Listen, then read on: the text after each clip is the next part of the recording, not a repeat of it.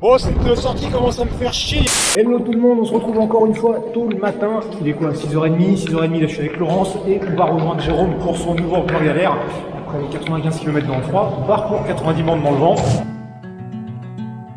Bon, je vous ai dit 90 bornes, mais à peine parti que Jérôme annonce qu'il a modifié un peu la trace, car des chemins qu'il avait prévus ne seraient pas praticables. En plus, cette trace on la prend à l'envers, donc nos GPS sont complètement perdus. Chez Garmin, faudrait quand même qu'un jour ils se disent que ce serait cool de pouvoir choisir le sens de son parcours directement sur le GPS. Bref, c'est l'aventure, et c'est ça qui est bien aussi. Ce qui est sûr, c'est qu'on va manger du vent, qu'on va voir des choses sympas, et qu'il fait beaucoup moins froid que la dernière fois. Mais surtout, là, rapidement, on en arrive à ce moment magique de la journée, le lever de soleil.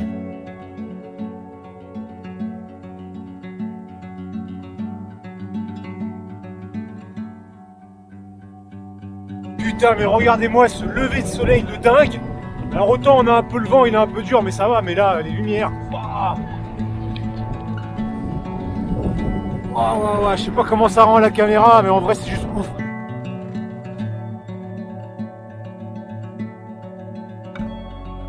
Et la lumière elle est tellement ouf qu'on vient de s'arrêter faire 2-3 photos en plein milieu de la route. Si j'affiche le résultat à l'écran tout de suite, dites-moi en commentaire ce que vous en pensez.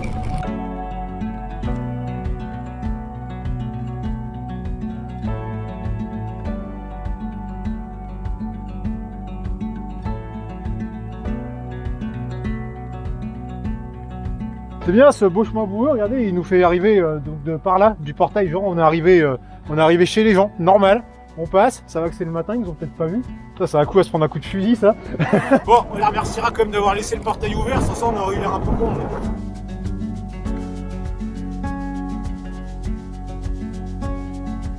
Là, le vent, on le mange bien dans la gueule avec une petite rafale à 50 km/h ou 60, je sais pas combien. Mais bon, ce qui est bien, c'est que ça va grimper petit à petit. Donc pour le retour, ça va bien nous pousser.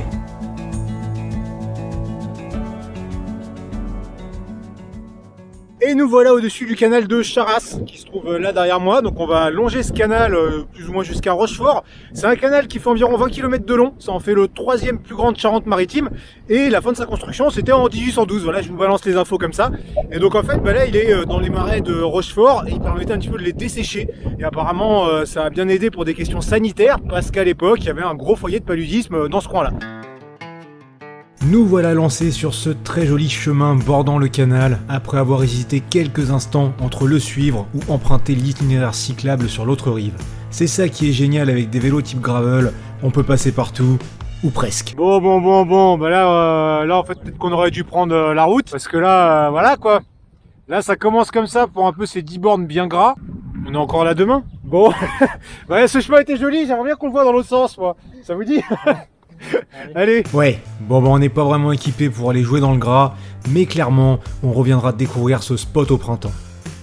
C'est donc par le bitume et toujours sur fond d'une superbe lumière que nous partons à la découverte de ces marais. Enfin, jusqu'à trouver ce passage à la fois piéton et cycliste, dont l'accès permet de faire travailler quelques autres muscles. C'était pas évident de redémarrer là-dedans, là c'est gras, ça monte.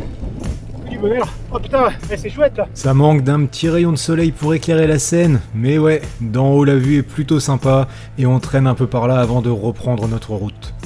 L'occasion également de faire une belle photo d'instagrammeuse pour Laurence, et là aussi vous pouvez me dire en commentaire ce que vous en pensez.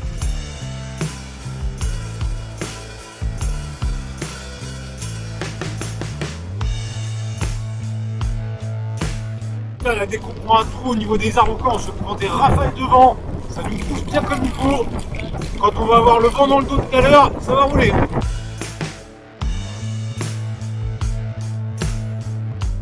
Là, la fixation de la caméra gigote beaucoup, elle vient de faire crack, je crois que le plastique a pété à un endroit au niveau d'une vis. Bon en fait, les vis se sont carrément barrées, alors je tente une réparation de fortune, puis repars et appelle les copains pour savoir s'ils ont pris à droite ou à gauche.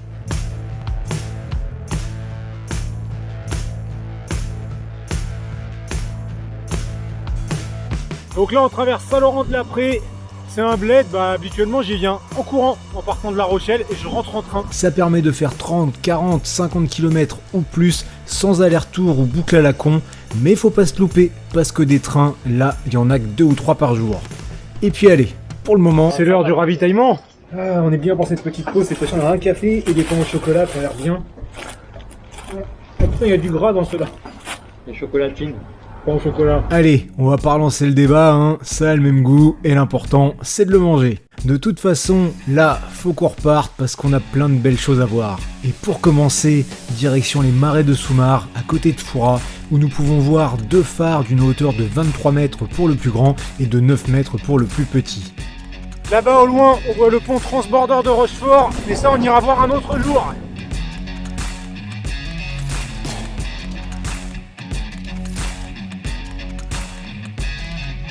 Alors derrière moi, il y a la Charente qui est derrière en fait ce bâtiment. Et ce bâtiment en fait c'est le fort de la Pointe ou aussi le fort Vaison, c'est la même chose. Et en fait c'est un fort qui fait partie de la ceinture de feu, c'est un ensemble de 7 forts qui protégeaient le coin, qui était construit par Vauban et Colbert je crois. Enfin, on va en voir d'autres après, je vous fais pas tout l'historique parce que de toute façon je le connais pas. Mais voilà, c'est joli. Bon, cette sortie commence à me faire chier, il y a trop de choses à voir. Là-bas, c'est l'île Madame avec aussi son fort qui lui aussi fait partir de la ceinture de feu comme l'autre là qui est derrière. Enfin voilà, et il y a encore plein d'autres à voir, on n'est pas sorti. Plein d'autres, genre là-bas, la tour, ça c'est le fort Vauban de Foura. Regarde là-bas, il y a Fort Boyard. Et là-bas, on a l'île d'Aix.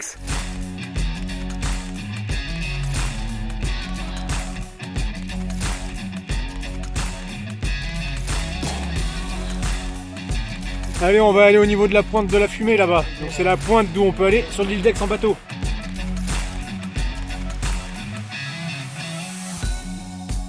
Nous voilà à la pointe de la Fumée et pour venir jusqu'ici on a bien senti le vent dans le dos, ça veut dire que quand on va repartir ça va piquer. Donc ce fort là c'est le fort Hennay qui est accessible à marée basse normalement, Fort Boyard, l'île d'Aix avec le fort de la Rade là où il y a les phares à gauche là, et par là il y a le fort Liédo, voilà. Et puis bah là-bas il y a la maison, on voit un petit peu le port industriel de La Rochelle avec au fond le pont de l'île Dorée. Donc ça veut dire qu'il faut qu'on se fasse tout ça. Ça fait encore un petit bout à faire, et en effet, là, on se reprend bien le vent dans la tronche. Bon, et ici la caméra est mal tournée, mais si on est arrêté, c'est pour laisser traverser des piétons. Normal, ils sont prioritaires, mais malheureusement, les gens en bagnole dans l'autre sens n'en ont rien à carrer, et dans le tas, il y en a sûrement qui sont du genre à dire que les cyclistes ne respectent rien. Bref, au-delà de ça, vous avez vu, jusque-là, il n'y a pas eu d'embrouille. Bon, vous voyez derrière moi il y a un camping avec des mobil-homes. Et bah dans ma jeunesse, il y a genre 12 ans, quand j'étais jeune, musclé et chevelu, et bah j'ai dormi là. Il y avait un taureau mécanique, ils ont eu beaucoup de mal à m'éjecter, enfin juste pour se marrer je vous mets les photos.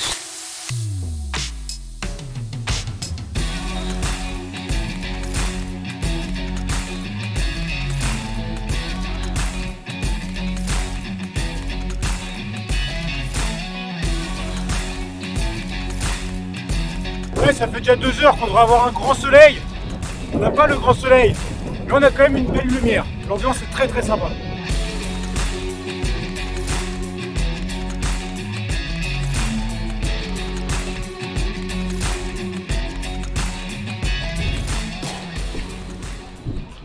Oh, le panneau qui est derrière nous, malgré ce joli chemin, il dit un petit peu que c'est le bout du chemin. Même si on pourrait, nos risques et périls, mais on va passer par là. Je suis venu là juste pour finir cette vidéo, pour vous montrer ce petit coin sympa, où de temps en temps on vient se poser avec le camion, pour prendre l'apéro le soir, c'est génial. Par contre, si vous venez la journée, il vaut mieux être un homme qui aime les hommes. Voilà, enfin, en tout cas, si vous voulez voir le camion, d'ailleurs, je lance la chaîne sur le camion, je vous la mets quelque part à l'écran, ou dans la description et tout ça. Nous, on va s'arrêter là, pour cette belle sortie, où on a fait déjà 66 km, ça va se finir à 90 ou 100, la réponse exacte s'affiche en bas. C'était cool, il y a eu plein de choses à voir. Après, c'est moins cool et il faut en garder pour plus tard. Donc voilà, hein, ça vous a plu, likez, commentez, partagez, tout ça. Et bisous bisous. Ils ont bien révisé. Allez, ciao.